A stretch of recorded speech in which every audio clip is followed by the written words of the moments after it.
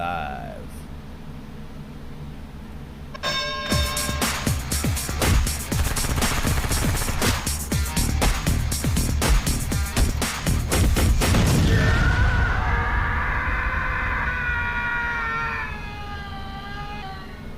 Round 2 up in this bitch. I'm Danger in the red corner. You got Ghost over here in the blue corner. Wearing my shirt. Representing. Nope. That's a real brother right there. Jefferson Danger. Real brother. So, we left off yesterday talking about the divisions being in a lot of chaos. Yes. And we started kind of up at the top with the heavyweights because we got that coming up this weekend, obviously, with Tom Aspinall fighting, was it Tiberia? Marcin Tybura. Tybura, yeah.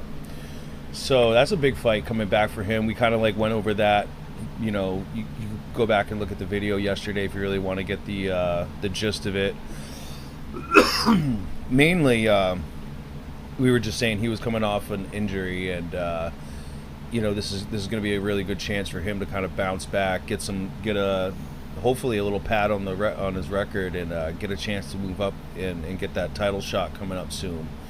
John Jones sitting up there at the top with it right now, lined up to fight Miocic and Yep. in this fall sometime. That should be a big one. But where does it go from there, you know? So there's a lot of these big questions because Jones is talking about retirement. We didn't even get into that part of it yesterday, but that's another stipulation that's going to be a factor in that whole debacle of where's the future of that division. But for the most part, I think we covered what we were going to get at, without inserting the whole idea that Jones is going to retire. But yeah, there's we hit the light heavyweights. I think we covered that is good. Unless you had something, we had to like sum it up because we had to get going and finish up the show. It got dragged on there. So anything you had left on that before we get going on today? We're gonna focus on middleweights today mainly. So No, I actually think we summed up everything that we're gonna really be able to sum up about light heavyweight when it comes to talking about the future of it. I mean, Yeah. I think we covered all the bases. yeah, basically, it'd be interesting to see what happens when Yuri steps back. You know, if he's gonna take a title shot right out the gate, you know, or if he's gonna want like another tune-up before he goes in there. Like Yuri might be that one. We were saying you don't usually get a title shot coming off an injury, but in his case, he was a champion, so you kind of like cancels out the whole like, well, you're off an injury, but up to his camp, up to his coach. Yep. I guess, you know, do you decide to jump right back into the pit, or do you take that warm up, even as a previous champ vacated? Well, he's been off for what, a year, I think. So We will be by the time he gets back. by the time he's done with recovering and training and getting ready for fighting in general, if I were him, I would take that warm-up fight. I would probably try to leave the ego, the champion, a little bit kind of on the wayside and sort of look at it from that logical, the strategy point of view, what's good for your career. Yeah. Don't go and screw up, Well, 12 months of recovery just to go. What happens now? So I'm gonna question you this since you went down that route. Little thought exercise. Well, what would happen if Prochazka took a tune-up fight and loses that fight? Would that not push him farther away from the title that he's kind of already promised? That's a fair point. That shot. That is a good point. Giving him a no.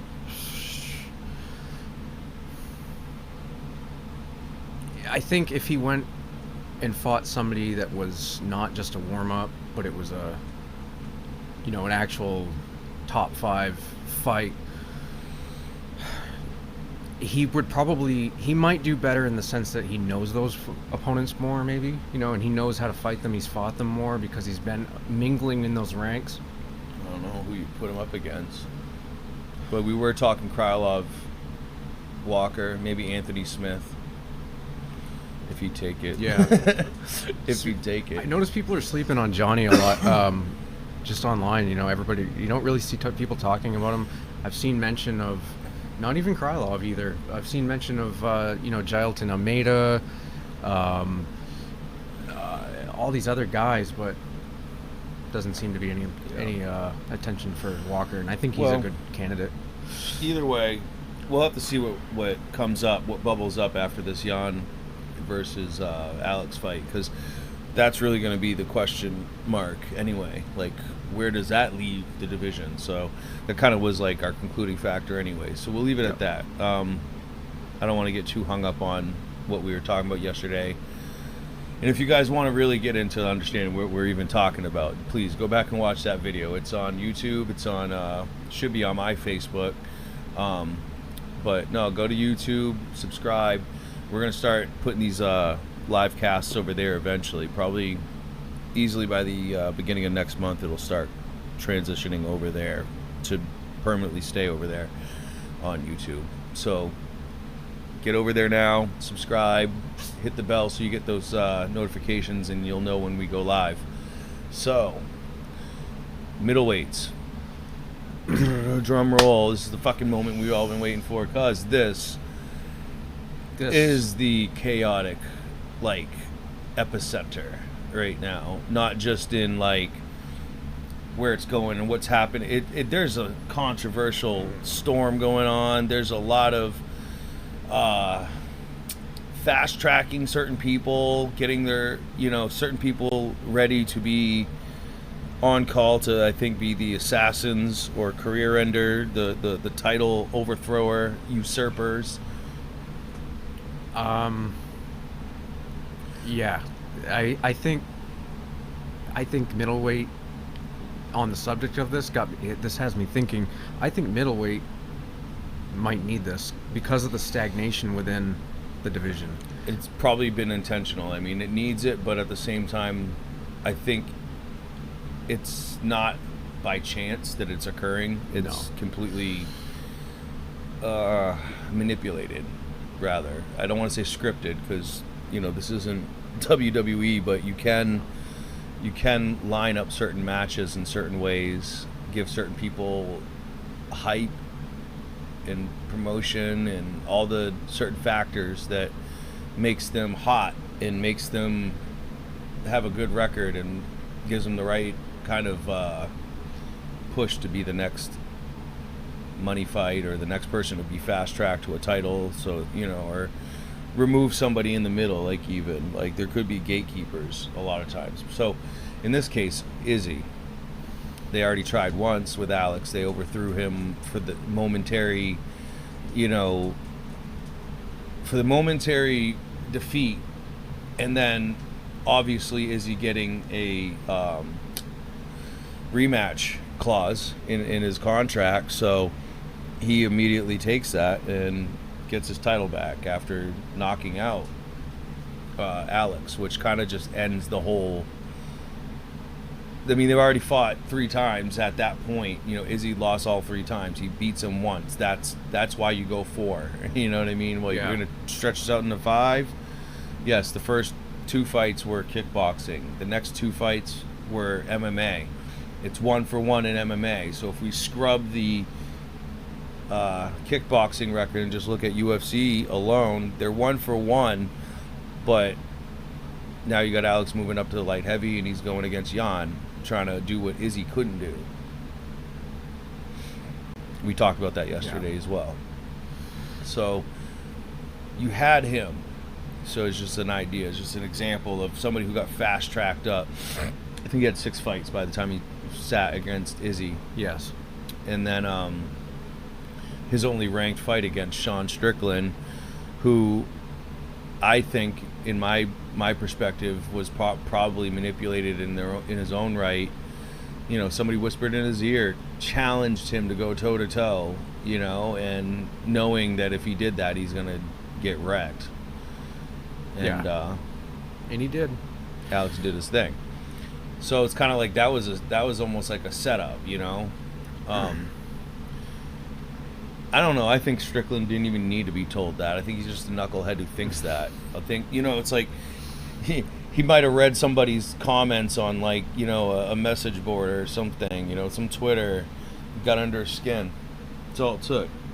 You know what I mean? And I think that's what the UFC knew, just giving him that matchup. Like, oh, we'll put him in there with him. The fighters are known to get on Reddit, too. There are fighters that get online and talk with... I don't take Strickland as a Reddit guy. Just saying. No. But I'm sure somebody showed him somewhere that. Somebody roasted his ass. And then he was like, what the... Yeah. That's all it takes. Again, it's all it takes. He just needs to be out there in the public. Needs somebody to say it. Somebody like him, that's an ego, like Strike, he's got to now challenge, accept. Yep. And the rest was history. So you got two people right now, actually, I think, that are being fast-tracked or built, maybe. I don't even know if they're being fast-tracked so much now. I yield back on that because I've watched Bo Nickel. He's one of them. I've watched some interviews with him lately, and he seems really, like, strategic about where he's going in his career setup before he wants to even go for that title shot. So it's not eyes on Izzy. It's taking, and building his actual record properly. He wants to get a ranked fight and then a top 5. He wants, and I think he's talking like 3 fights easy before he goes for a title shot, and who knows who's going to have it at that point. So yeah, that's just my take on him. And then the other person was Khamzat, because there's always this talk about him moving up to middleweight because he's middleweight size guy and he's just big, and it seems like you dominate there pretty well just the same. So he's a wrestler. Everybody says Izzy's wrestling is his weakness. Like, is that going to be the overthrow? So, but Khamzat's kind of stalled right now. So, speaking of Izzy, I actually saw that he was actually apparently he's training with John Jones right now. Oh shit! And I was thinking that I know he's got phenomenal takedown defense, but can you imagine if he rounded out the rest of his wrestling and then got to the point where he could throw people off guard and actually go for a little bit of wrestling to get them to think he's going to grapple effective enough where they believe that he's going to do it, and then maybe go for those strikes that he usually does. But I just found it interesting because John's an incredible wrestler as well. Definitely. Khamzat's already got really exceptional wrestling. He's one of them. Yeah. Kind of like, I don't think he's Dagestani, but he's Russian. He's Chechen. He's Chechen, yeah. So, but there is the talk of him moving up anyway. So, like, now it's talking about Bo Nickel.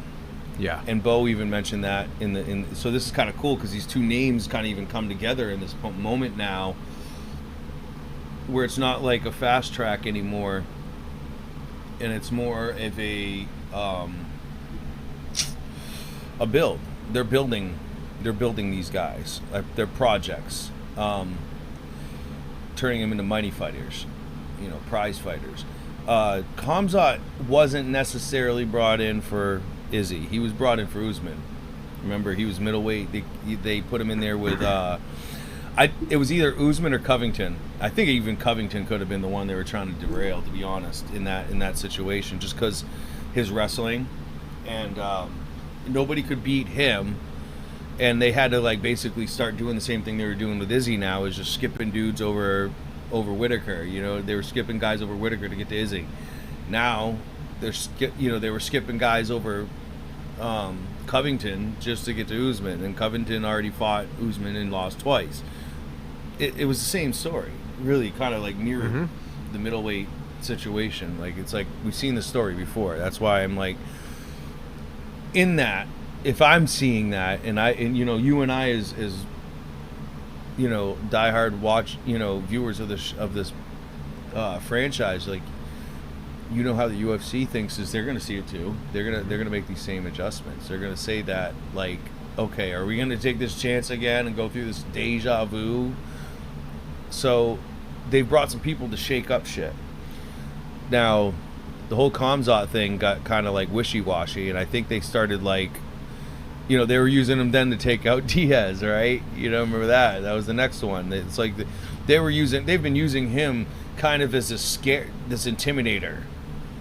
It's more like a bluff card that they would, you know. Yeah, he's they kind of used him to get to Nate last, and then that got canceled, so he ended up fighting Holland, and then ended up doing what they probably wanted him to do to Nate with Holland. So he is, yeah.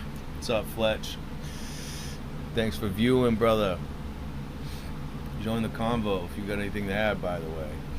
But yeah, no, like, so you were saying. So I think after that, I think the UFC kind of looked at him and went, so what do we do?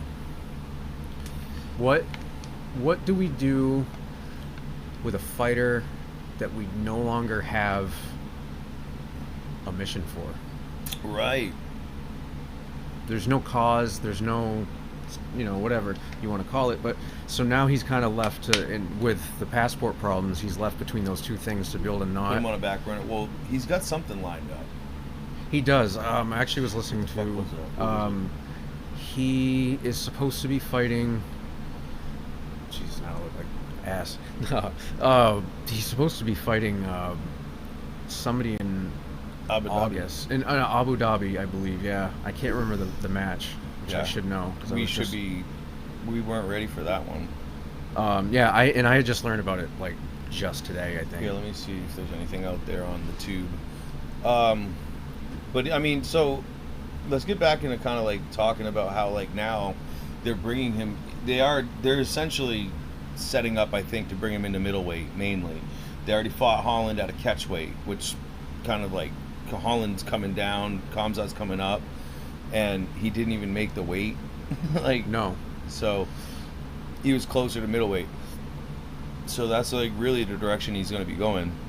And he's calling out Bo Nickel. Everybody else is calling out him versus Bo Nickel.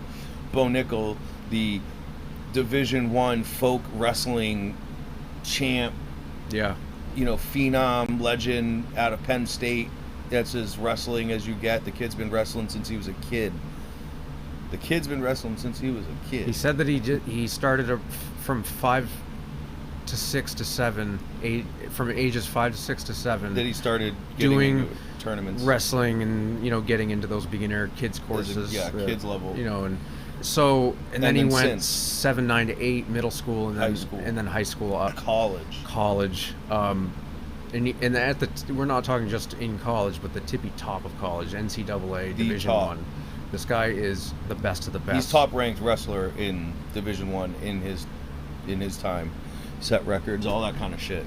So he's as wrestler as it gets, you know. And then they transitioned him into MMA kind of like late in his career, as you would consider it. But there's a thing about athleticism and being a combat sports mentality. No matter what your specialty is, if you're tested to that degree, I mean, he was saying that like even that the amount of fights he was doing, like 100 of fights in a year. Yep. As a 7, like 5 to 7, and then like, you know, a couple hundred in middle school and high school a year. I believe it was from 5, 6 to 7. He was doing 30 to 40 fights. Yeah. A year, and then he jumped up to the 100. There we go. At middle school. Okay, that's right. And then I think in high school he did, you know, a couple hundred fights a year. And then you know, in college, so this guy's had thousands.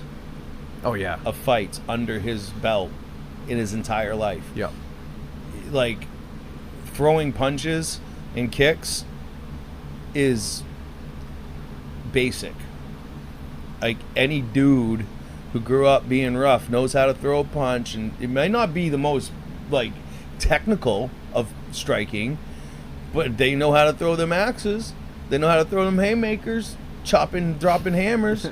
They know how to throw an uppercut. They watched enough TV. They watched themselves in the mirror and shadow boxed at some point in their life. I mean, they're not going to be that hard to train and transition necessarily. It's more teaching them the fundamentals, the application of those techniques that would take the time for them to become memory translate to muscle memory. You know, me as a boxer, that's second nature. Just certain shit comes in. Like, whereas somebody who hasn't practiced boxing their whole life, you know, you're gonna have to think about it a little bit more. You're gonna have to have somebody checking you constantly. Your form is not gonna be disciplined the same.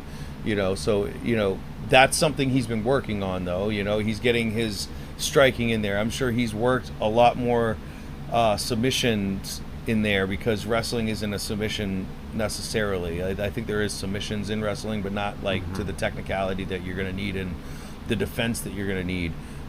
It's more pinfall, you know what I mean? Right. To the end of the day, it's getting your opponent on the ground, and that's where it's going to apply in UFC. You're not going to get pinfalls in the UFC. You know what I mean? He could lay with his shoulders on the ground the whole match. It's not the same rules. 0 points. So. And if you're not doing anything but holding them on the ground, you're not doing anything but getting control time, and it doesn't look good. And refs most likely will stand you up if you're not doing any action, and they need to do it a lot more and sooner, too, for that. Yeah, there's I think some amendments that need to be made to the rules in UFC, like that. Fights stagnate too much sometimes with wrestling, and wrestling. I don't think that we need to go talking about making it so that wrestling is handicapped, but no. But they do give the advantage can do to people, things like, to, you know? Right. They can. At a certain point, it is a very unfair advantage. They've just been sitting there. They haven't been doing anything with it. More importantly, so stand them up after X amount of time, whatever that time might be. That's considered fair. If they're not throwing steady punches, if it goes for 5 seconds. That's a long time, by the way, guys. 5 seconds, not doing nothing, not trying to move, transition. Sorry, guys, you don't get to lay down and take naps and breaks in the middle of the fight. You get a break between each round. Between those rounds, it's fucking on. You don't run. You don't take naps. You don't lean on each other and try. You know, there is a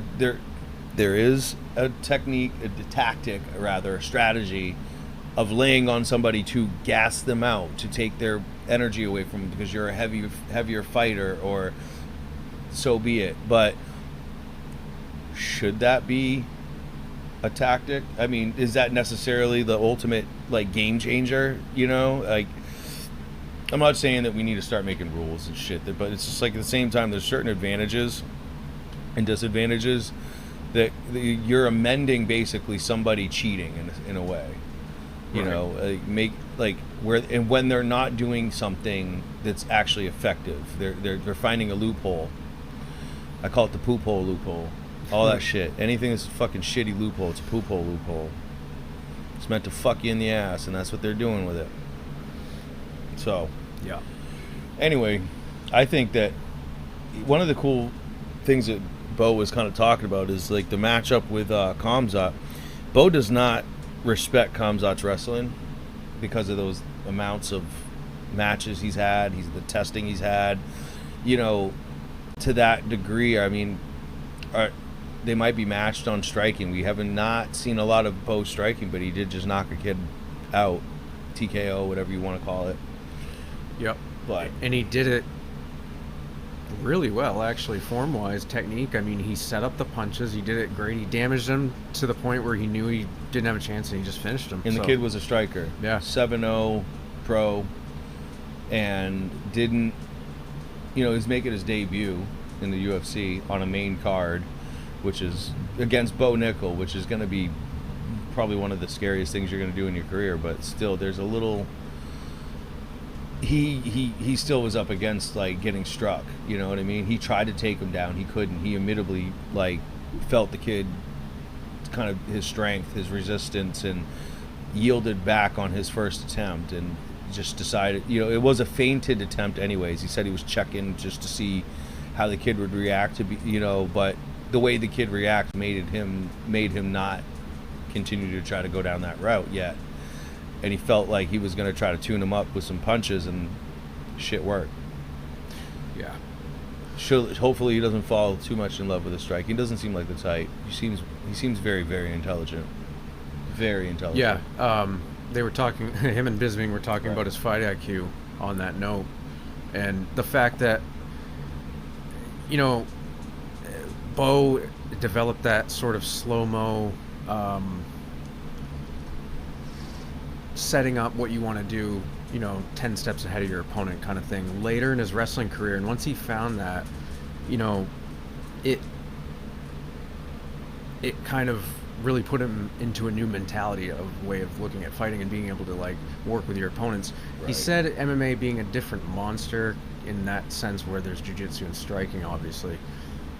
It took him, 2-3 matches, but he said he's actually surprisingly pretty confident in there and being able to like very actively and proactively strategize those strikes and those moves way beforehand and kind of slow down that fight in the moment. Got that right, because he's got that, like, again, because this comes with like I can relate to this when I heard Bo talking about like time slowing down in that adrenaline moment, and like you can think very calculated, almost long thought too, like in these split moments, like what if you went back and watched on videotape, seems like it happens in a split literal second frames that he's making this calculation.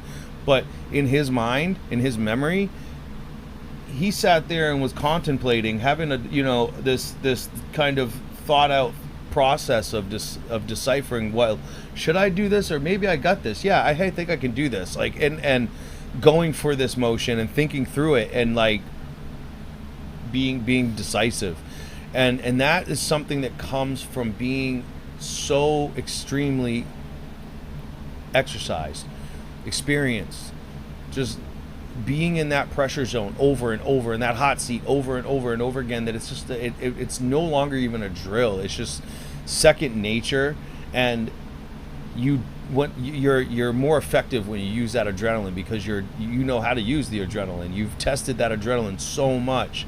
That adrenaline's doing exactly what it's supposed to do. You've practiced what to do with that chemical in your brain. And, not everybody has that, but, somebody long-tested, highly athletic, and very intelligent, they're going to be the people that have that kind of, like, slow down time, hyper attention to detail, and smooth calculation. They don't get emotional. They get stoic. And he said that Khamzat, he does see Chimaev getting a little more emotional than he does, which is important. And I see that too. I can see Khamzat losing his cool a little bit sooner than Bo. Absolutely. I absolutely see that. He's emotional just coming into the fights. I kill everybody. Right. Give me everybody. I kill them. Like, just fucking... So in that sense, you kind of know how to prepare and set up for that fighter psychologically. Yeah. So you kind of, in a sense, it gives it away. You can egg it on, like, use it to your advantage. I mean, he did fight and beat Gilbert Burns, but he's not Gilbert Burns. Bo's not Gilbert Burns. No. Bo is a large man. He's a very large man. Walks around at over 200 pounds. Cuts down to 185. Like, I know Khamzat's got a large stature, tall. But he's not. There's the mass to his muscle is not the same, and he's got some good strikes and all that. But I just he could hurt Bo. I'm not saying Khamzat couldn't hurt him. I think his striking is something that Bo would have to worry about. You're right. I think Khamzat's striking would actually be far more superior or of a threat to his actual wrestling against a folk wrestler of again, the intelligence and test that Bo Nickel is. I fucking wouldn't wrestle him. Khamzat didn't want to do jiu-jitsu against Gilbert. Why the fuck would he want to wrestle against Bo? Unless he's got something to prove, I mean, which they all do, but that's hell of somebody to prove it against. That wouldn't be the fight I'd want to get arrogant in about my my abilities, No. or overconfident, I should say. I wouldn't make it your sub. I'd make it your subset as defense, as opposed to your offense. Excuse me. I'm sorry about the coughing, guys. So, So that's really kind of like, those are the two guys that are on the build-up that would be the most challenge against Izzy. And they're also being thrown in there to kind of stir up, where you're looking at this middleweight division being the same guys. It's the same guys. Let me go down. You got number 1 is Duplessis now. Dricus Duplessis just got number 1, beating Whitaker, who was number 2, or no, was number 3, because Alex Pereira had gotten championship. Izzy beat him the second time, which moved him down to 1, bumping Whitaker down to 2 without ever fighting these guys. You know what I mean? Without ever, they just bump them. You know what I mean? This is how they do it. This is how they move people out. Because Whitaker was number 1 forever. They didn't put Alex against Whitaker. They put him against Izzy. They jumped from fighting Strickland, who at the time was like 6, 7 maybe. Yeah. He's sitting at 6 now, but back then, I'd have to go back and see what his ranks were back then. But it moves Whitaker right out the way, and then Whitaker and Duplessis just fought, and now Duplessis is number 1. That's a weird shift in the rank. See, this is the shit that I'm talking about. This is some chaotic shit. They're playing games. This is not logical ranking systems. This is UFC matchmaking, and then like even their rankings. Like I'm starting to watch how they do their rankings, and it's all about popularity contests. Oh, it's become that so bad in the last year, 2 years. Yeah, definitely. I'd say even over the last 3 years, I've been watching this get like, deeper and deeper into this digression. kind of, right. It's just getting more and more intense with it. Like, so anyways, you got Israel's champ, Dricus Duplessis number 1, Alex Pereira number 2, Robert Whitaker number 3, Jared Cannonier number 4, Marvin Vettori at 5, Sean Strickland at 6, Paulo Costa at 7, Brunson at 8. I'm going to stop at 8 because the rest of those guys are not really significant to the conversation of where it's going. These are really, they have a top 8 that's like a top 5. Yeah. Like, they kind of just shuffled these names around over and over and over again, literally for the last 3 years. For the last 3 years, with the exception of Alex Pereira and Dricus Duplessis, kind of just getting thrown into the mix. Duplessis earned his way up. He's earned his way up there. He's probably the most earned name as far as the new coming, as they're moving up. As far as a title contender goes, he is number 1, no question. I mean, he definitely did earn that. The fact that Alex is moving up to light heavyweight, maybe that's the reason why they gave Duplessis the number 1 slot over Alex, even though they never fought. Like, beating Whitaker, I guess, gives him. Actually brings up a point. I was going to bring up this subject of the absence of Alex Pereira, and what does that mean now that he's gone, even though he's only been in the division for a little while.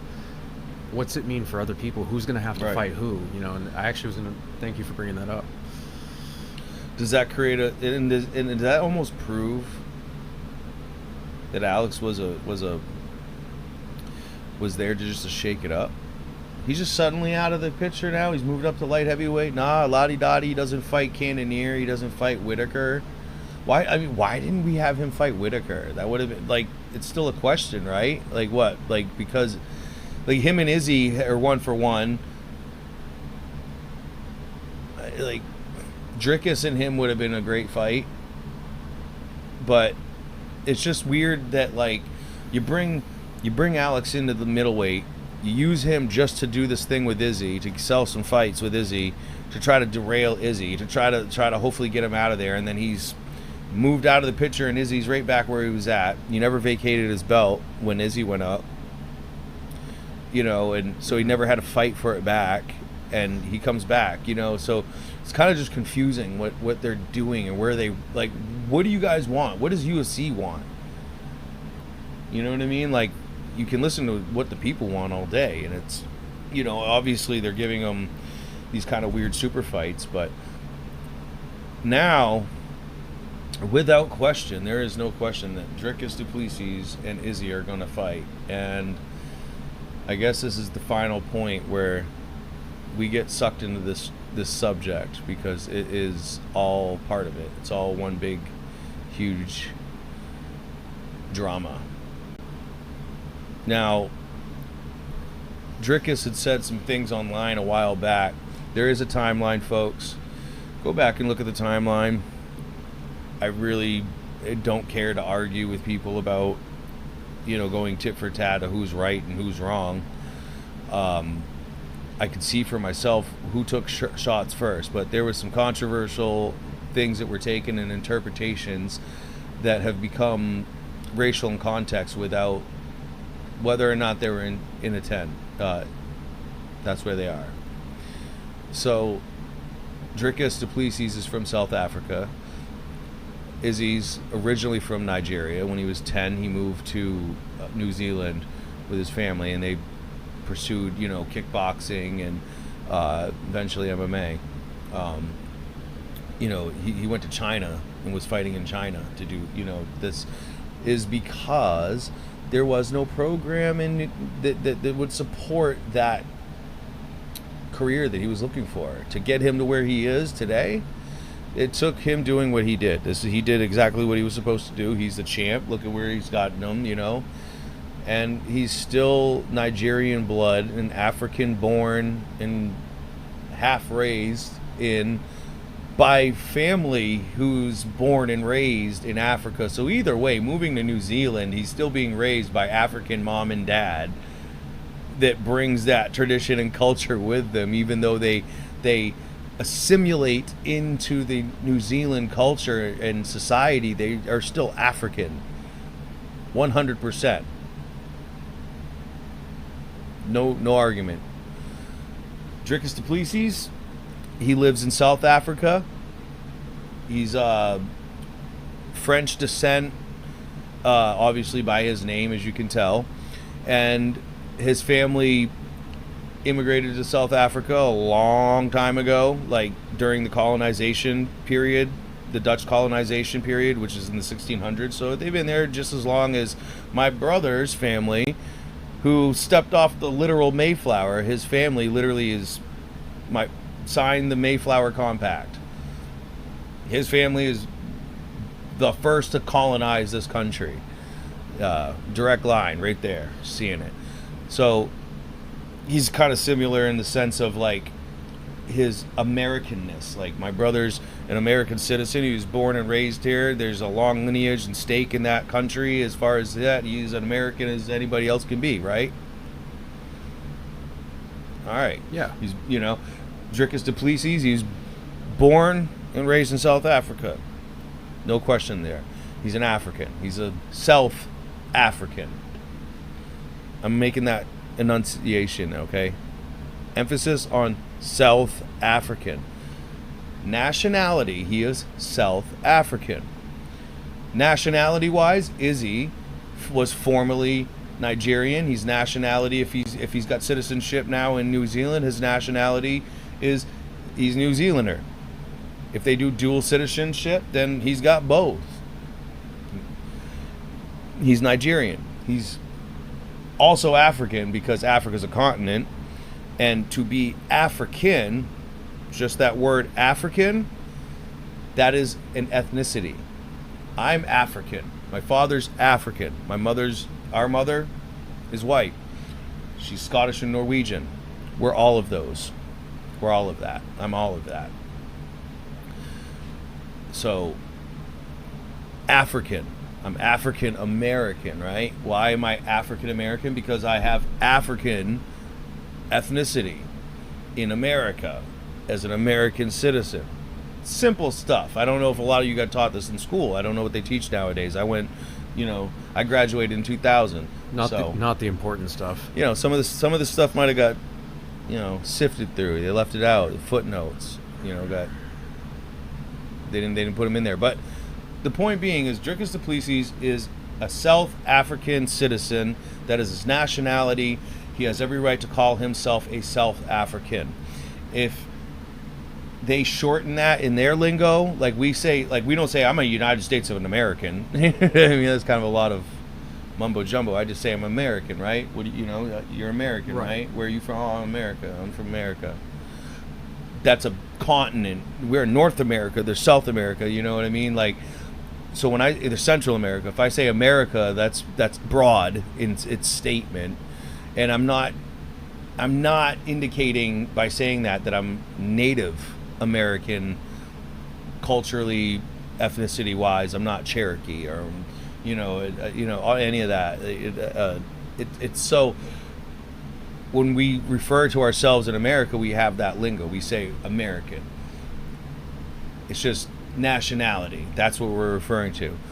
And I want to believe, whether it's gaslighting or not, I want to believe Dricus Duplessis may have not necessarily intended to say African and not mean South African when he made the statement that I'm South African, I'm going to be the first African to bring a belt back in, to the homeland.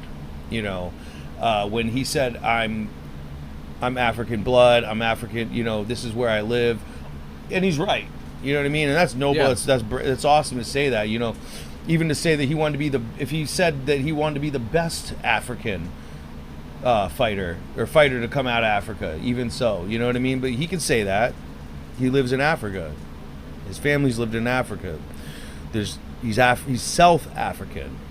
And I'm sure that he didn't take the extra detail, because most people, where you're from, if you say things how you say them, where you're from, and I don't think they go around calling themselves South Africans. I don't think they use the South. I think they drop that, just like we drop the United States of, and we just say American. So I'll give him that, you know what I mean? So this is in his statements originally. That's where he said, he kind of was roasting the other three African champions, kind of implicating that they hadn't done what he was going to do, which was just kind of didn't hit to me. But that's his point. That's his statement. That's what he wanted to go with. Whatever. Cool. Then he doubles down. Somebody asked him about some stuff, and he puts a post up, and it's in an interview that they asked him about what he meant in this post, and then he goes and says to the light of, I am more African than Izzy. There is where you overstepped. There is where you fuck up. That's where take it on the chin. You didn't mean it like whatever. I don't know how you could mean it. You know your history. You know your country's history. It's a lot sooner than ours, to be honest. It's a lot more of a fresh wound than even American history. And your family's part of it. Your family's part of it. Don't try to, yank yourself from that history. That's your history. Yeah. It's all right. It's all right. You didn't do it. Your mom and dad didn't do it. It's just part of the history that exists there.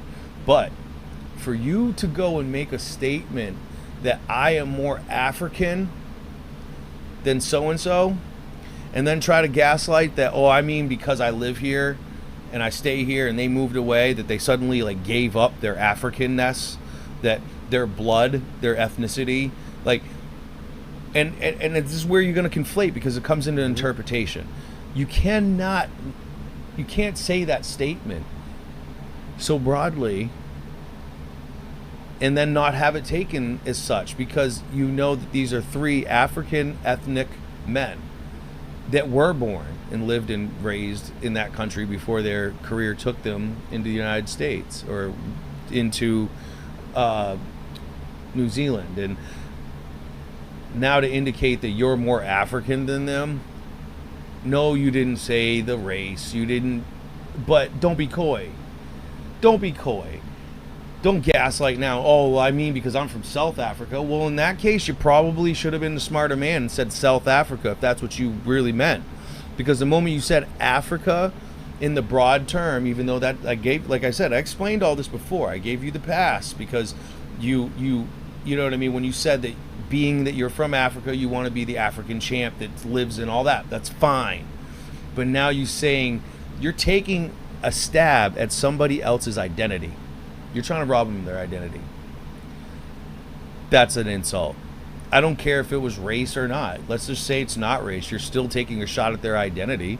You're taking away something that isn't. You're making a statement first off that isn't even true. They're from Africa. So, like, the only thing that you can say is that you still live there. So fucking what? Your statement was fine when it's like, I want to bring the belt back and be the only one in Africa that has a belt. And cool, because that would be true. You want to be the best guy, the best fighter, have the best record. You can do that. Race is not being involved in that. But you said you're more African than him? There is no discussion that you can have from there forward that doesn't bring race into the topic now. That doesn't bring the fact that their origins, their DNA. Like, that was a dumb fucking thing to say, and and you just need to accept it. You need to say that you said it, and just fucking move forward. Be a better man instead of doubling down, gaslighting what we saw, what we have receipts for. Lame, petty. Yeah, I mean, when we're talking in academics about, if you're talking, geography, you're gonna go to the place of origin when you're talking about a people. So you're gonna, white people are predominantly from Europe. I'm more African, right? What does that statement mean? What do you mean you're more African? Right. So by what definition? The fact that it was a broad, open statement. The interpretation, you left it open for interpretation. Guess what? Free speech. That's how it works. You can say what you want, but you can be picked apart, torn apart, roasted, shredded, called this, called that. Be authentic with what you say. Don't leave it to interpretation. Words are dangerous. Especially when you're on that platform when so many eyes are on you. I mean, if you don't have a publicist, you should get one. So, we'd only made it that far as this first two. Now, Izzy said some shit back. And, in all due defense, I mean, look, I don't care in this day and age, like, if you're an African, especially somebody who's from Africa, who's spent their beginning of their life in Africa and then moved to another country, and I guarantee you he's dealt with some adversary in New Zealand, being an African immigrant as a kid coming up. That kid's been taunted, he's been fucked with. Why do you think he's a fighter? Shit, it added to it, helped it, built him. I get it. I was that kid. You become sensitive and desensitive to this thing, but you're hyper aware of when somebody's poking that bear, when they're trying to hit that subject. There's no denying that Izzy's response was on par to anybody, no matter what, who you are in status. If somebody made those remarks to you in those circumstances of what we just painted, you would take defense. You would laugh at them at the least, at how utterly stupid the comment was. It's laughable. Yeah. At the least. But in the circumstances that this is a champion, you're disrespecting him. You think you're trying to take a fight, you're trying to take his belt, and that's what you're gonna go at. You know what I mean? Like, you can't talk about his skills apparently. You ain't got nothing to talk about there.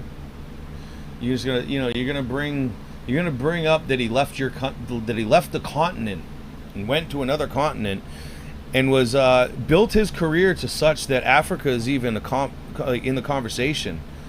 Dricus du Plessis even has a name in the game because 3 guys from Africa got Jarl's attention. And now people look at Africa. UFC's got people down in Africa now looking for African fighters. Along comes Dricus, who comes from a good background that had resources and shit built for him by the time. You know what I mean? Like there's not the same. Like he's talking shit about Izzy leaving the country. There's no infrastructure where he was. It ain't like South Africa where Dricus is living in the cul-de-sacs. Come on, man. Yeah. Like oh, shame on him for his family going and getting a better life and like doing literally the dream. Like in this and what he did for going to New Zealand is the same as anybody coming here to the United States of America for that American dream, getting their piece of the fat, making something name of themselves. This guy's a world champion, kickboxing and UFC, world champ. Oh fuck him! He left our country. Not even your country. Not even your country. It's like mad because somebody left Canada. I'm mad because I'm here in the United States and I'm mad that I'm calling myself more American than this guy who left Canada to go fight in Thailand or something, like, to become a better fucking Thai kickboxer. Like, what the fuck is that argument? Like, that is the most lame brain retarded shit. Hey, by the way, Dricus, you're fighting for a company that's from the United States of America. So I guess that makes you less of an African too, right? Because you're going and fighting for. I mean, you're fighting for another country, for another franchise. It's not even a South African company. So I just don't like it. It cringed me right there. It touched me right there. And I'm neutral on the subject anyway, because I'm gonna tell you right now, I'm black, I'm white, and I don't agree with any of you. None of you. I think you're all delusional in both sides of your arguments, and most of y'all are causing it just to keep going because you're stubborn. And so in that case, I'm not going to sit there and say Izzy was right for getting in the ring and using the tone of language that he used either. Like, he could have been a lot more classier. I think he should have laughed at him, and I think he should have kind of demoralize them in another way, in a way of like kind of being like, is that all you got to talk about is our countries, man? You can't talk about my skills because you're scared. You can't look me in my eye. Right, turn it around on him in a different way. Right. Yeah. But what he did is he did what happens when people take that approach and people go after you and they trigger your racial triggers. A lot of times, in his case, the attitude comes out. That's just what they draw out. And what Izzy was saying was missed by a lot of people anyways. But I'm gonna go back and look at the shit that happened in the ring. Okay, when Izzy came in the ring after Dricus fought Whitaker. Watch what happens. There's a moment I want you guys to pay attention to. There was phrasings that were very important. Izzy said something very powerful. He said, "Come here, my brother." Like, he was inviting him. He said, "No, come here, my brother." He said, "Come face me."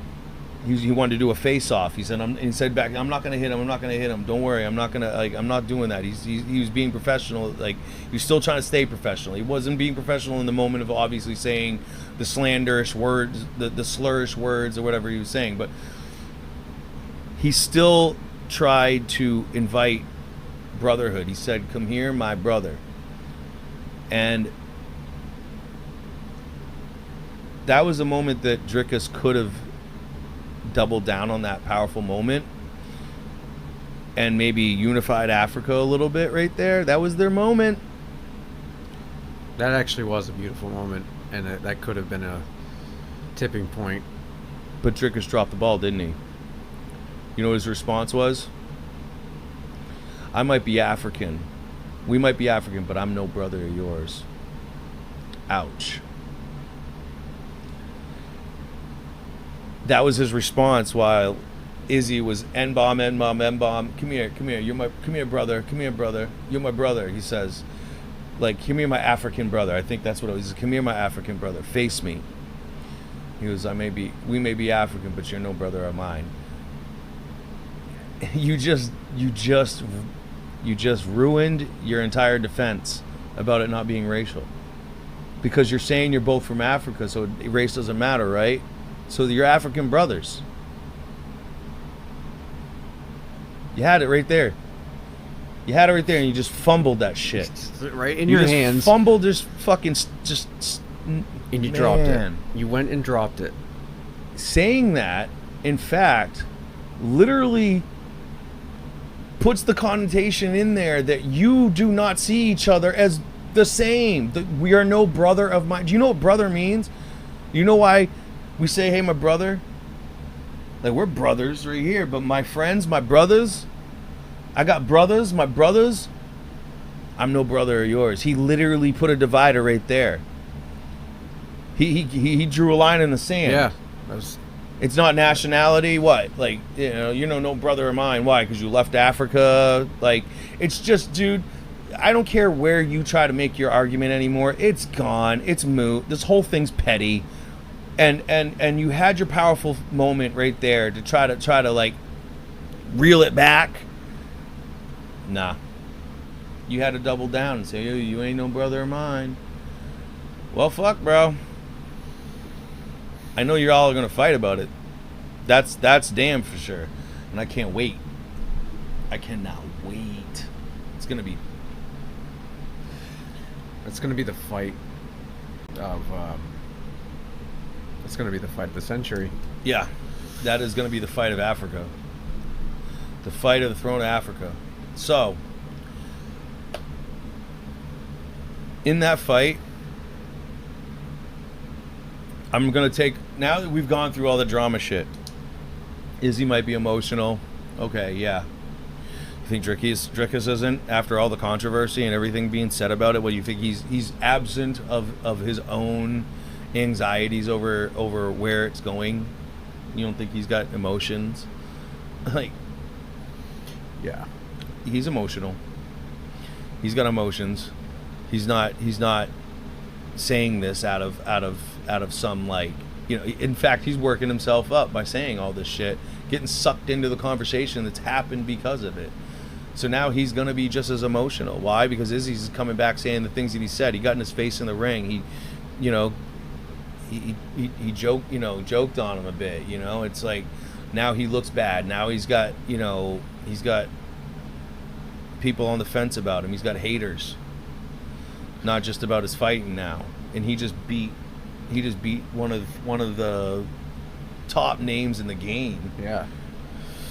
So it's like, what the fuck now? What the fuck now? That overnight he lost. I mean, there's no way to even calculate, but he lost so many fans overnight. And he earned a lot. He earned a lot too, but most of those people that he earned were already Izzy haters. And then this is kind of like the thing about it. Like, I'm not saying it's a bad thing. This whole situation is actually probably one of the crazy, like, good, bad things that happen. Like, controversy sells, and these kinds of topics brings attention onto stuff, and it brings bandwagoners, and these guys turn into heroes for either side of the campaign. The politicization of this whole topic, the fact that we just had this conversation about it, this long drawn out conversation, like we're almost an hour into this, and easily a half hour of it has been just about this drama that built up to this fight that's going to be happening now. So they got a big challenge on their hands to kind of, like, I think, quell a lot of the sociological fallout. Yeah. But I think it's going to bring a lot of fans. It's going to bring a lot of money in. People are going to buy this fight. People are going to watch this fight. Whether a lot of people that don't even watch fighting are going to come watch this fight because now they have a stake in it. Right. This is something that actually affects anyone. Yeah. That has any kind of background that's involved. This is anybody who's sensitive or entertained by the concept of racial tension. You know, it's this is going to be a big fight on many different fronts because of that. Whether or not these men continue to try to keep it about that, you know, they could kiss and make up before the fight even happens on that whole topic, and I don't think it's going to change. The cat's out of the bag. This is it. This is what it's about, folks. Yeah. Whether you want it or not, anybody, this is the real deal. Yeah.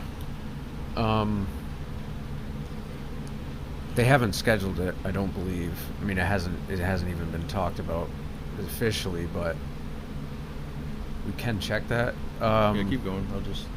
But I don't think it could. You know, you were saying that they could just kiss and make up and sort of, get over it. Yeah. Before the fight even happens, and yeah, it's still going to be intense. But then there's the possibility, like, what if this turns into a Khabib McGregor? Well, I mean, thing, it is. And then ends up like becoming that intense, and it is. It is that intense. That is. I mean, that's why this is going to be exciting. Yeah. It is that intense. Like the setup's there. It's the kind of setup that, like, it's an avalanche. It's a snowball effect. Like the spark was lit, and now the powder keg's gone. It's gone off. You can't stop this explosion. No. Now what I'm seeing here is that there's a much anticipated expected date of September 10th of this year for this to be in Sydney, Australia, which would be kind of like the middle ground between the two. More Izzy's backyard, more Izzy fans. Drickus obviously being from South Africa, and Izzy's New Zealand, so it's still like New Zealand's kind of claimed in the fandom, if you will, of Australia. So kind of like if you had Canadian fighters, like us Americans a lot of times will root for them, right? For over other people that are from Europe or other continents.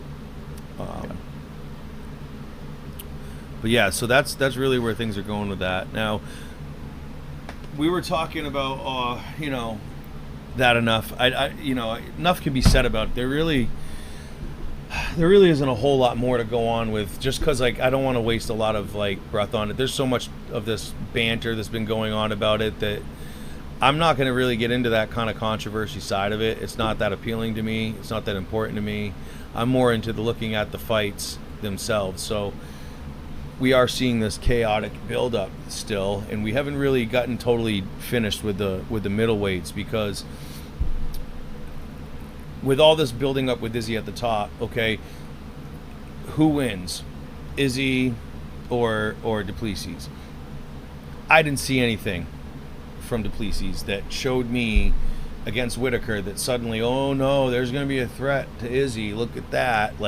Yeah, you beat Whitaker, but you beat Whitaker doing what Whitaker kind of almost does. You beat Whitaker playing. Whitaker just got beat by himself, is what I kind of saw. Somebody who. Yeah. Yeah. I mean, what do you got on that? Yeah, Whitaker just really didn't. He didn't seem like the same kind of Whitaker that I've seen in the past either, and even his best shots, Duplessis really just kind of answered back with an equal shot or more, and then eventually took him down and what won. Are you going to say to his style though, his skills? He seemed timid. He seemed timid and acted in a way that Not timid. Sorry, actually, let me reel that back. I don't mean timid. What I mean is that he seemed flinchy. Yeah. Even though he was walking through stuff and that's something that's really impressive about him, is that he will walk down, he'll take shit, take damage. By the way, not good against Izzy. No. Not good against Izzy. Trying to walk through Izzy's strikes when he's a strike specialist with knockout ability. Yeah. Dude, he knocked out a kickboxing guy who's bigger than him, who's his nemesis. I don't see anything that Duplessis is going to do that Marvin Vettori Right. already hasn't tried to do to Izzy. Does he hit harder? Does he hit harder than anybody that's hit Izzy before? I mean, Izzy's been hit by Jan at light heavyweight. Right. He's been hit by steroid freak fucking Paulo Costo. Vettori probably don't punch like a bitch. I don't expect. Fucking Cannoneer. Yeah. Fuck that. Yeah. Take a shot from Cannoneer, any one of us. And he picks shots. He Just- knows how to thread them. He'll find holes in Yeah, your his game, boxing and is he'll amazing. watch, he'll look for it, and he'll sneak it in there, like effective. Bang, come through, like he'll just thread a fucking needle, man. Loop that shit through there, in and around, fucking uppercut through your guard, like just he's nasty like that. So like why would Duplessis somehow be the one that's gonna tune up fucking Izzy? Like he doesn't show me some sort of fucking skill set that cancels out something that Izzy hasn't already fucking proven that he does better than. He doesn't control range kind of shit, in the sense that like against a tall guy, I mean they're close in height actually. This is probably the closest like size wise besides Alex, but it's like a 2-inch height difference, and like everybody's going, crazy over the headlock, fucking hip toss that nobody ever does, and da da da. It works. He did it. It works. Oh, it doesn't ever work. Oh, it worked. He's not going to hip toss, is he? Some people just don't do it because they don't train to do it. He did it. You know why it worked? Because nobody trains against it, because nobody tries it. Or if they do, maybe they're just like they're not effective enough because they didn't get the right. You're sweaty, you're hot. There's so many factors of why things don't happen. Maybe it's not as effective, but it happened. Like suddenly Whitaker is like, suddenly this gives Duplessis some fucking extra skill. I don't know. Like, you know what I mean? Like, I'm going to go with almost the same argument. It's like, at the same time, it's like, oh, this move isn't really that effective, and he did that on Whitaker. Right, okay, so he did a very ineffective thing on Whitaker. So now does that make him better? Does that make him such a more skilled grappler that's a threat? Or does it just mean that Whitaker got fucking played? You know what I mean? Yeah. Whitaker just sucked in that moment. Is it okay to say that Whitaker fucking had a shitty fight? Is it okay to say that Whitaker fucking just literally fucking sucked that fight? I was severely disappointed. Did he look that great? I mean, it's okay, guys. Like, you know what I mean? Like, we could fanboy all day, but he lost the fight because Duplessis showed up with a different fight game. Like, honestly, like I think Chael was even saying this too. Chael Soden was saying we saw Duplessis that we expected to see in the beginning of the first round. At the end of that round, a second person, a different Duplessis showed up. And that same person stayed through the second round and finished Whitaker. That was a different guy. We'd never seen that guy fight before. That was a small little segment that we get to use, that we can actually look at that and say, this is what we need to see if that takes at Izzy. Yeah. Does that add up to what's going to take? Because everything else that we saw before that, he's not beating him. He wasn't beating fucking Whitaker. He wasn't beating Izzy. But then he shows up with this other side. Now, does that person present something that beats Izzy? Right. And can he even do it on Izzy? Like you said, was it a one-off on What do Whitaker? you think, Kenny? Answer your I don't question. think he can. I don't think he can, because Izzy's taller. And I think it would be awkward for him to try to do it. He's a fucking way more skilled and smart And striker. I think he's going to get away from it. He He's knows not- how to use the range and angles. Yeah. Footwork. Duplessis doesn't have footwork, guys. He walks ahead straight into things. Like, he doesn't. No. He did show some footwork. He did some sidestep action, changing up kind of doing some boxing with Whitaker. I did see that. Yeah. That was in the second half where I was like, yo, this is the different guy. This is the different guy. The only thing that I saw him actually apply that I was like really impressed with was his jab. Remember we were watching through and I said there was like a series of like 10 jabs that like 7 of them landed maybe. Yep. And 2 or 3 of them were feints. And Whitaker was not reacting to him. He kept keeping his hands down, and it was like he was feeling out to see if he was ever gonna give him a response to that jab. And then the fact that he wasn't, the jab's also a rangefinder, so he found that range, and then he came in, he slipped it in, he dropped Whitaker with a fucking jab, guys.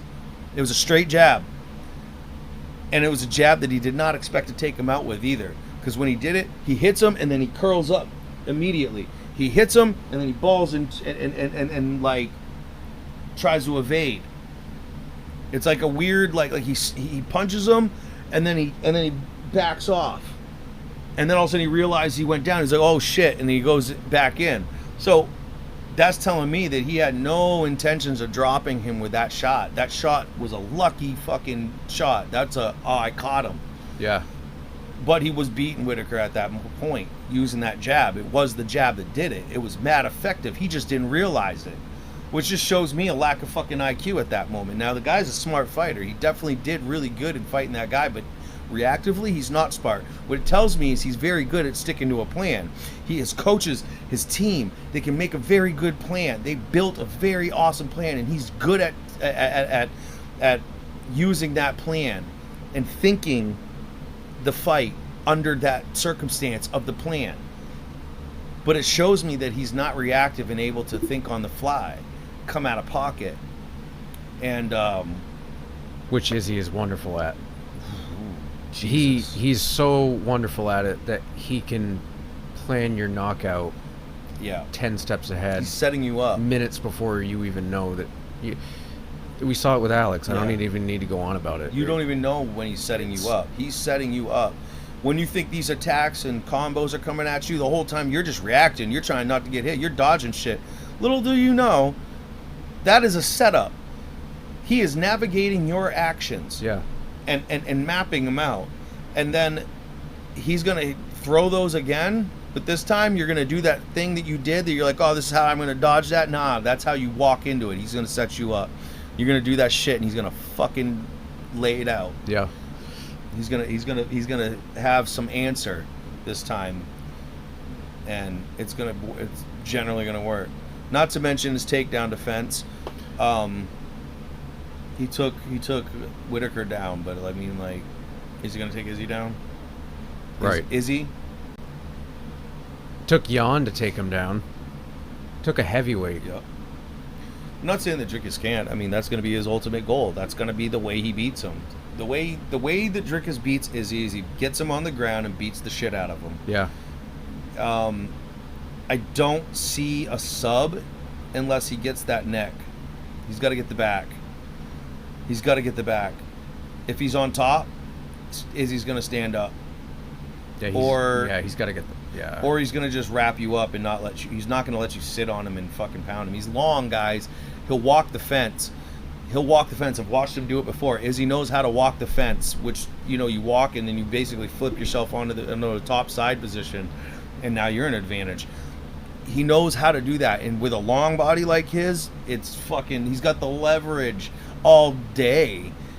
Like, if he gets it next to the fence, he's not going to stay down. No. Not in my belief system. Not against the guy that doesn't necessarily display any better grappling than you've seen in Cannonier, Vettori, Brunson. I mean, all these other guys that Izzy's fought, like, wrestlers, dude. And his style is so... It's ordinary. It's nothing that's spectacular. Yeah, it's not basic. Bo Nickel. It's not... It's basic with pressure.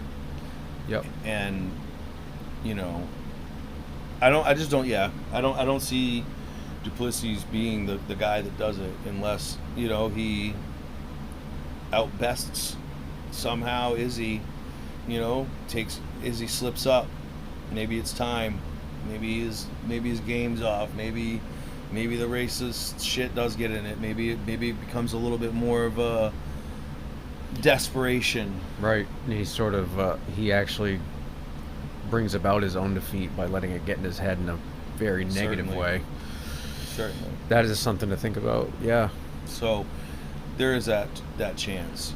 So let's just say Izzy wins. Who would fight Izzy next? Alex has moved up. Does Alex come back? Do we go back to that? Do we have the threesome? After, I mean, or is that over? I think that's over. I really do think that's over for a long time. If you're going to do that, it's going to be a trilogy that you can run back years later for a money grab. Yep. And a big show to get fans reinvigorated about these two people later in their careers where they maybe not be as significant, or one or the other is on their way out to retire, and that's a retirement fight. You know, Whitaker's not gonna fight the next guy. He's lost to both of these guys. He's gonna have to spend some time banging around with the underranks. I mean, I don't see anyone on the list really that is a realistic. Strickland. Strickland's he's been on a tear streak lately, I think. And he's talked shit to Izzy. So we're speaking if Izzy wins in this Duplessis matchup. Say Izzy wins. Who would get that next shot? I say Strickland or Cannonier. Those are the only two. He's fought Robert enough. Right. He's fought Alex. We went through that. And, Strickland. Yeah. That's fresh. That's not really something that's been really. I don't think they ever have fought, have they? I don't remember a fight between Strickland and Adesanya. I don't know. Let me see. But if not, I then don't believe that would be a very, very interesting fight. No, they've never fought. Perfect. Because Strickland he's Sean Strickland. He's going to say... He's already said things. All kinds of wild stuff. He calls them Chinese and all that. Yeah. Remember the hentai fucking jokes and shit. Yeah. He was talking shit to Izzy. That was way back during he was fighting winter. somebody else. Yeah. He was fighting Alex. And he was talking shit to Izzy during the press conference more than he was talking about Alex. He was just talking shit to Izzy. Yeah. So, like, there is a build up there. There is a fight there. Strickland, Izzy is a fight. I think that or Cannonier again is another one. Maybe those two. No, those two did just fight. I think we're looking Cannonier won. I think we're looking. Well, unless he rematches them, but I think we're looking at Strickland. I mean, they're really. Well, Cannonier just beat Strickland. Oh, true. So, Cannonier next. Yeah. You know, right. We don't give losers. We don't give. Cannonier's getting his next shot. I mean, I think that would be like at this point, who else? And Bo's not ready, guys. No. Bo's not ready. He won't be ready. He won't be ready. No. He needs to fight someone in the top 15. And I don't think as much hype as he can get, I don't think anybody that understands that lineup, I don't think anybody would actually truly think that Bo going against Izzy after beating Duplessis would suddenly look good just because Bo's got substantial wrestling finesse.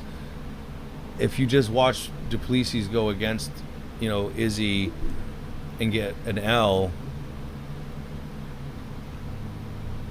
suddenly are we going to just expect that Bo's going to sustain Izzy striking any better, trying to wrestle, which Izzy's like remarkable at avoiding. So,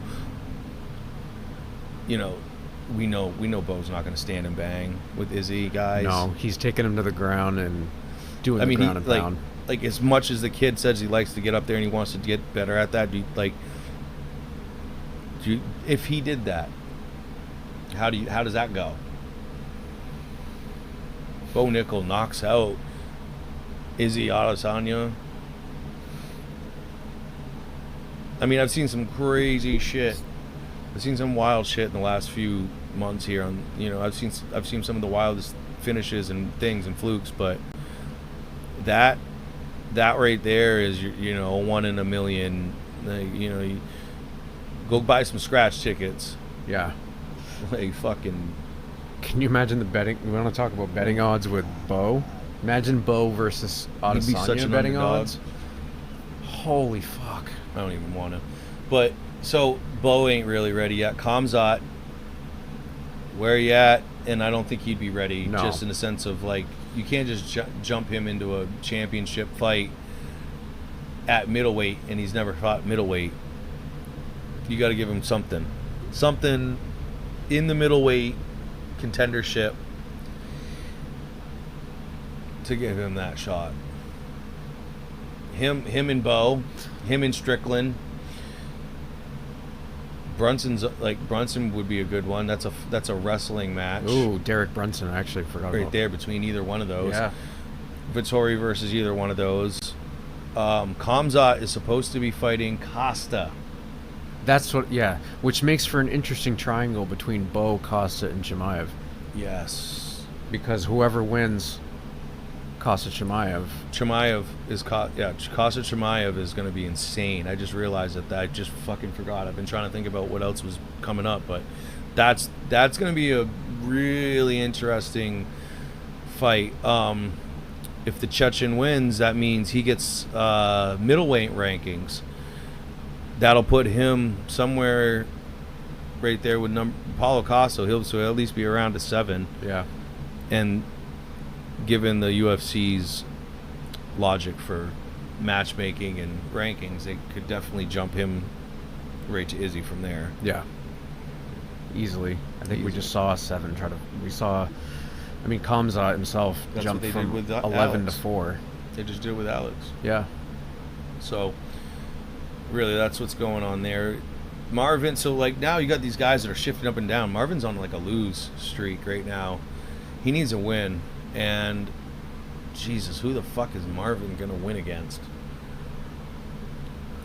Jesus, his record's been a shit show right now. Put him against Brunson.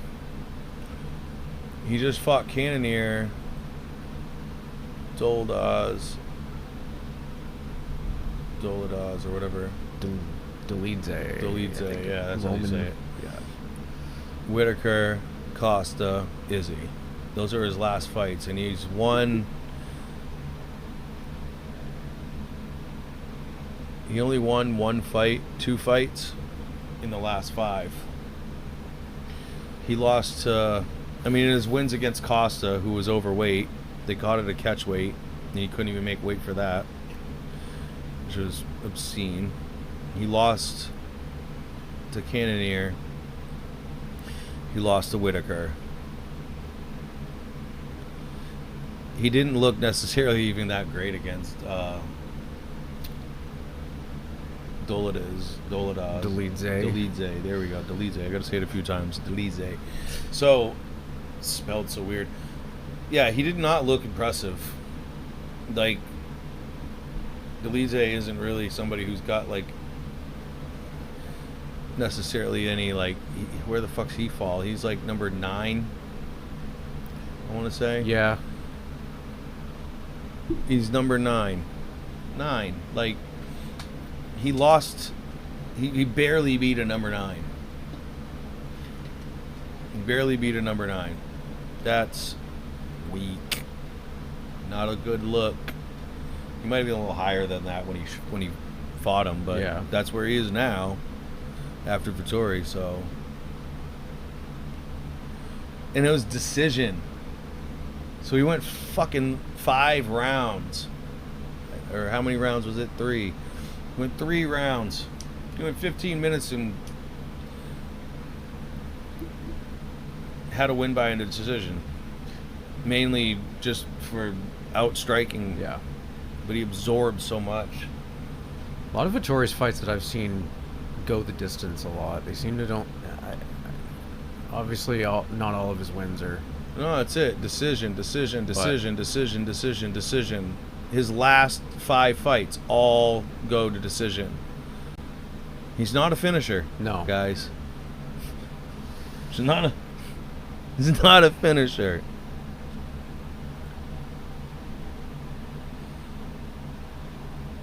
Decision.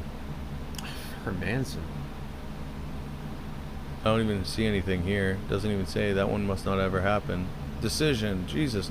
All of his fights. Decisions. All of them. Has Vettori finished anybody? Yeah, I might have. Asking for a friend. I might have. He's got 1 sub in his first fight in the first round, and then every other fight is decision. Well, That's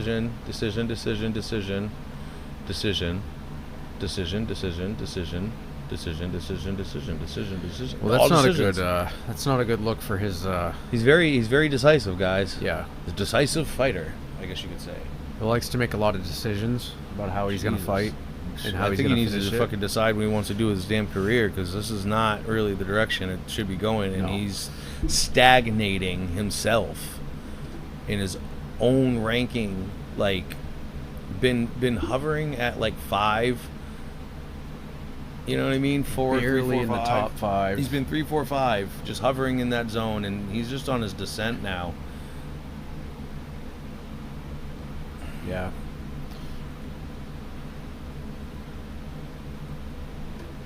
I mean, Strickland just came off an L, but... No, Strickland's winning. No, he's on 2 wins. Oh, no. I'm so sorry. I spoke way out of... yeah, he just beat Magomedov.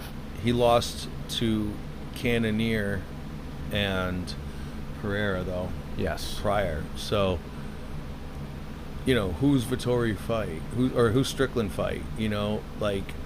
Whitaker? Strickland and Whitaker? I'd watch it.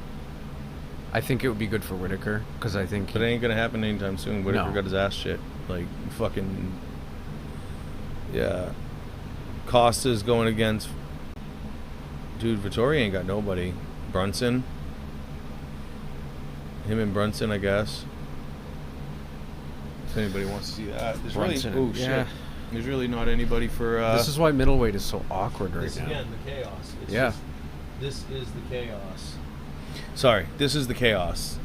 Middleweight is in chaos, and this is what I'm talking about. Here, guys, like...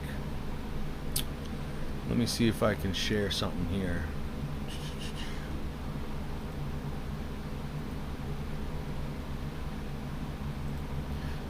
They could have somebody from welterweight or light heavyweight bulk or cut respectively to come into middleweight to try to shake things up, but I don't know. There might not be anybody in those divisions that really wants to. So right.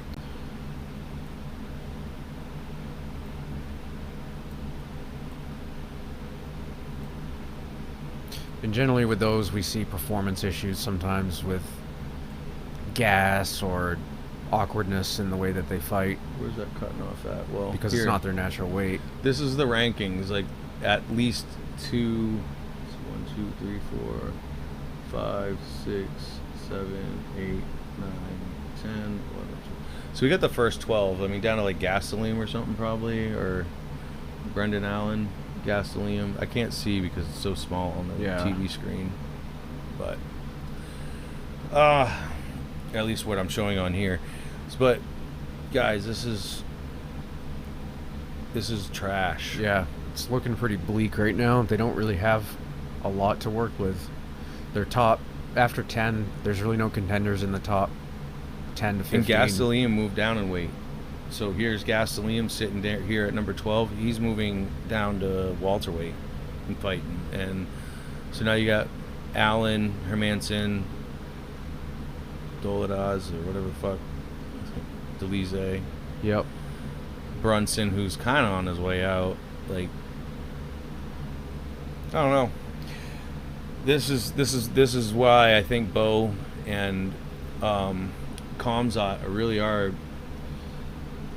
essential right now for where to go. Yeah, they're the freshest in as far as the current circuit goes. They're breaking shakeups. in. They're trying to come into that top 15. Yeah, they're the shake-up.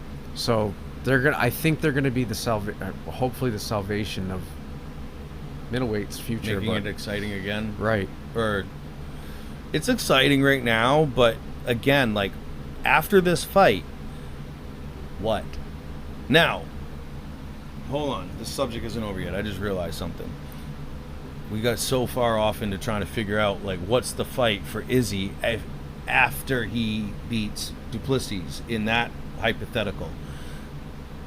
Let's say Duplessis wins. Things happen. Izzy loses in a decision. Izzy gets subbed. Izzy gets knocked out. Whatever. We have and new. And it goes back to South Africa. All right. Who fights the title now? Cannonier.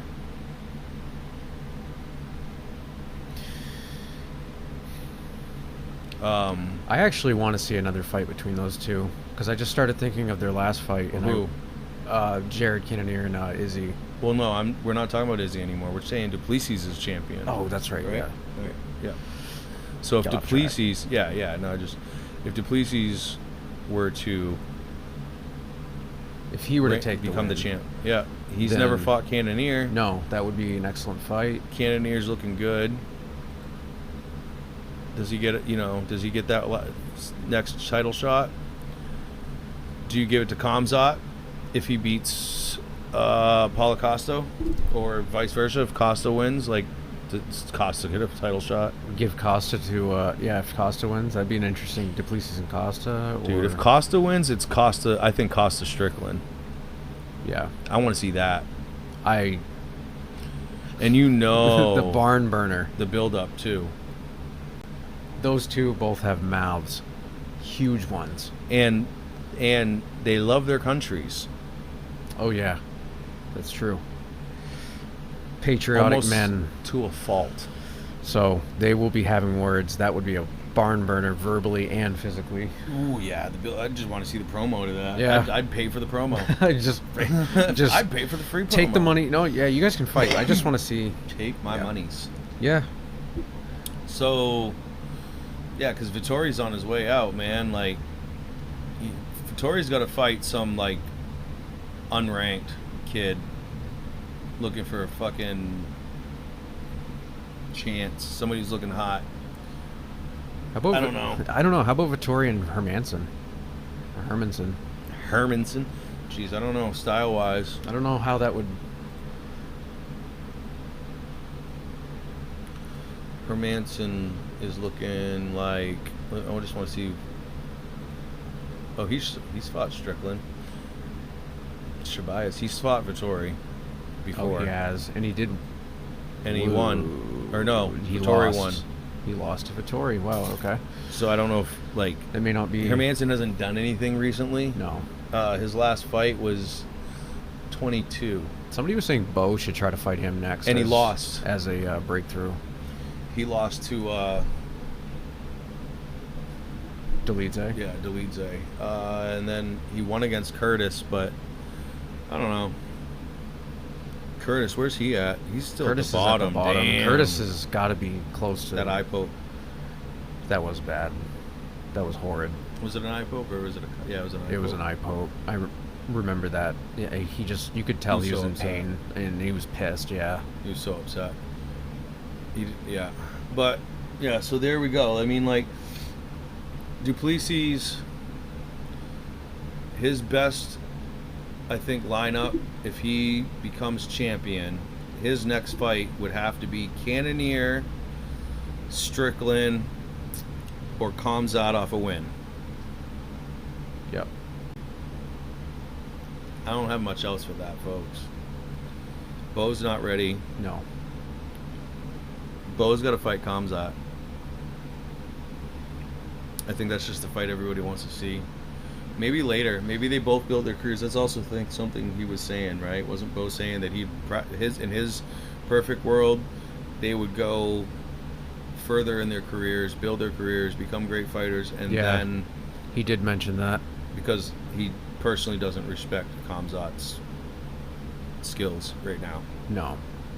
He thinks he's got a win in that one. Yeah.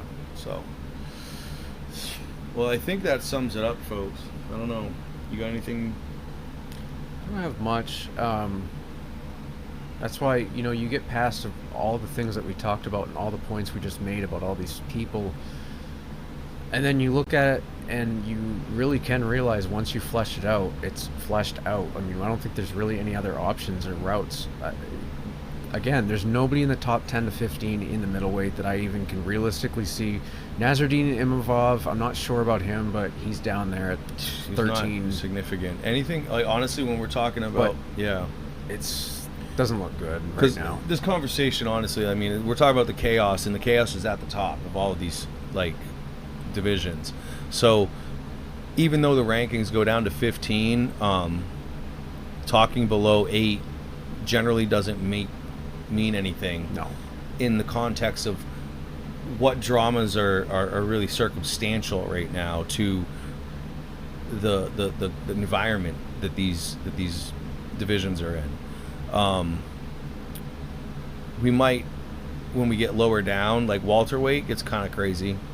So It's going to be a fun one. yeah, to we're do. going to talk about welterweight tomorrow, or we might even have to wait till next week. I've got some events going on this weekend. I don't know if I'll have a chance tomorrow night or Friday night, given what I got with my routine and going out of town for a live event. Got a DJ. But so yeah, I don't think we'll get to it this week, but maybe next week we'll start getting into welterweight, down to lightweight. I don't think that those will take as much. We might be able to get those into one show. Yeah. And then probably featherweight, bantamweight, and flyweight might even get summed up together. Those They're smaller divisions. featherweight and bantamweight those might be a little.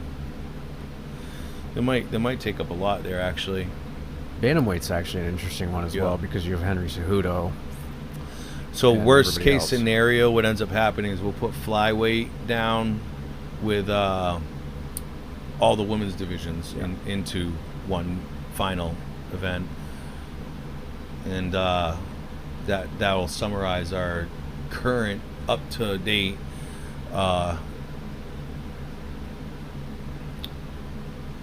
review of all of our current division standings. We're trying to get an up-to-date, modern, what's happening this month in the divisions, and That's why we start with the heavyweight.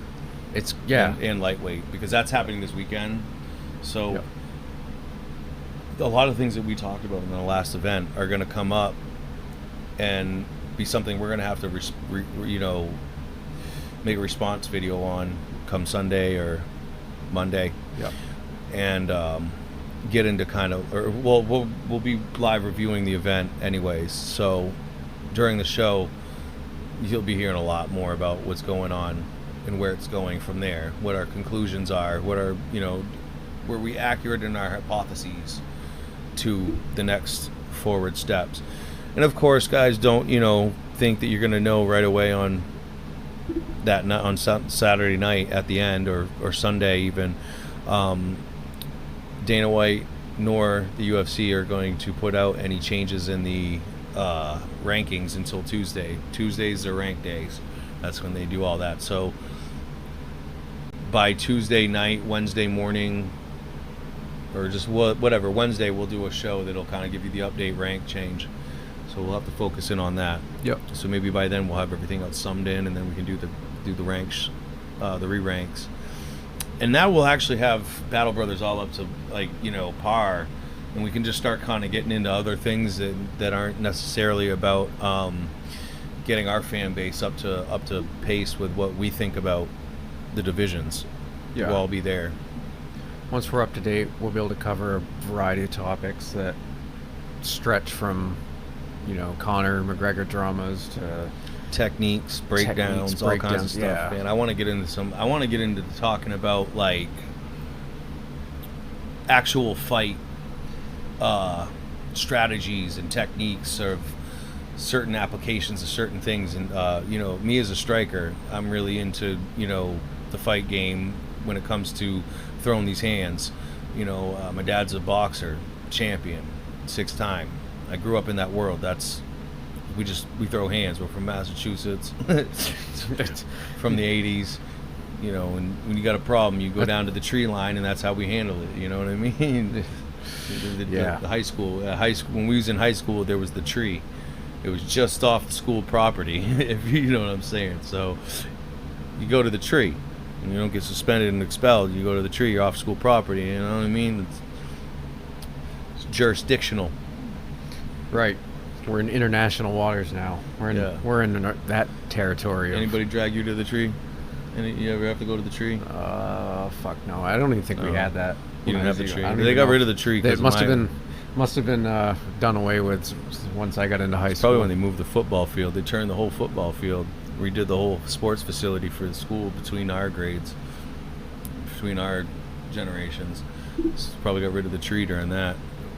But no. So anyway, they there's a lot of techniques that I like to try to like give some insight about, throw them out there, just kind of riff and talk about different concepts of the fight game a little bit more in focus.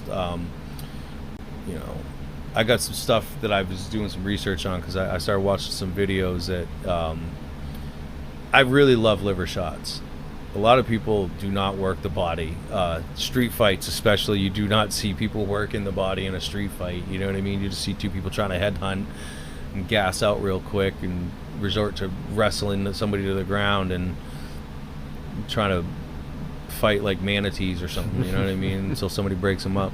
But they gas out real quick. You talking street fights don't go 5 minutes. Like, you'd be lucky to get a 5-minute fight out. 3-minute fight even. Somebody gets hurt real fast. You don't have gloves, you don't have pads. Most people don't have technique. Half the time they're under the influence of something. That's why they're fighting to begin with. So you don't see a lot of it. But if you are somebody who has the technique and knows how to throw a liver shot, a body shot, and you're in a situation where somebody tries to break out and fight you, I mean, I'm telling you right now, people's bodies are soft, especially if they don't train every day. And if they don't know how to take that body punch, they don't expect you to throw that body punch, that's a crippling shot.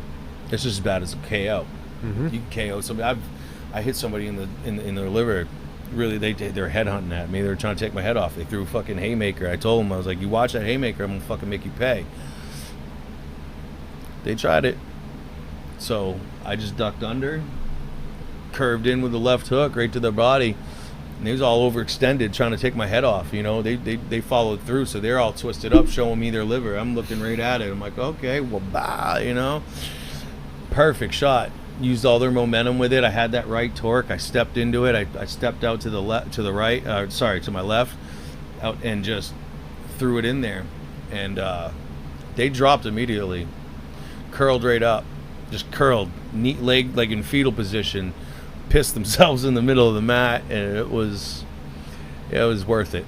That was a nice payout, very nice payout. But and that's somebody who can take body shots. You hit somebody in the stomach, and then they're not anywhere in this body, and below you hit them in the solar plex, liver, kidney shots, liver shots, the spleen, hit them right here. Hit that spleen, the gallbladders and stuff down in here. You get hidden down in this area. That stuff starts interrupting your intestinal area, your bladders. Your body's meant to be protected. You know what I mean? And like, right. You take a hard shot to the body, and it takes all your energy out of you. For one, it takes your air out of you. Makes you breathe harder, and it makes taking that breath harder because your diaphragm is how you breathe. You start hitting the stuff around your diaphragm, start causing some swelling and making your body want to inflame and protect itself. You know, you harden up the body as much as you can when you learn how to fight. So, you know, those body shots, they pay. So I think I want to do a video soon, as I'm starting to get into it. We'll have to. I'm telling you how much I love body shots. We'll have to have the full length one. Yeah, soon. I'm gonna do maybe some segments talking about, you know, different techniques. Like the liver shot is gonna be one of them. I'm gonna break that down extensively and talk about some other target areas for organ targets that can be effective at all levels, be it self-defense in the streets, combat, or sports combat. So, yep. And I know Ghost over here has got some moves of his own. He's got some he's practiced some things. Gets into his kung fu. I haven't done it in a while. I gotta brush up. Oh, but you got knowledge, son. It's true. Can't take that away. Can't take that away. Learn, folks. Get out there. Get active. Yep. Get yourself something. Practice something. Eat healthy. Stay healthy. Stay off them drugs. Yes. And try to be a good person, man. We're gonna go out there and call it a day. I guess that's that. So I guess we'll catch you guys on the next one. Welterweight coming up next time. So see you guys later.